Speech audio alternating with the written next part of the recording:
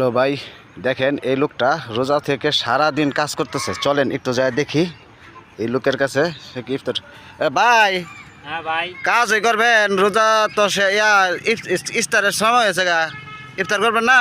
ভাই ইফতার করবো, কি করা যাবো? গরিব মানুষ, নিজের কাম তো আর অন্যের হাতে ছাইরা দিয়া থাকা যায় না। নিজের কাজটা নিজে করলেই ভালো সব সময়। তাই দেখি এখন কাজটা সাইরা লই, ইফতারের 5-10 মিনিট আগে যাবো। কি করবো ভাই, গরিব মানুষ, কিছু দেখেন করার এই নাই তো। লোকটা সারা দিন রোজা থেকে কাজ করে, 5 ওয়াক্ত নামাজ পড়ে, নামাজের সময় নামাজ পড়ে, আর সারা দিন কাজ করে।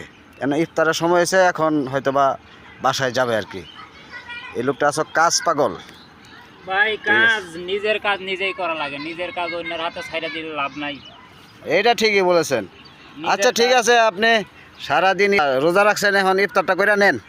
হ্যাঁ ভাই, এই যে যামু আর 5-10 মিনিট কইরা ইফতার নিমু। ইফতারের আবার দাওয়াত আছে, মসজিদে দাওয়াত পড়ছে একটা। মসজিদে যাই, ইফতার নিয়ে নামাজ টামাজ কইরা পরে বাসায় যাবো। আচ্ছা ঠিক আছে।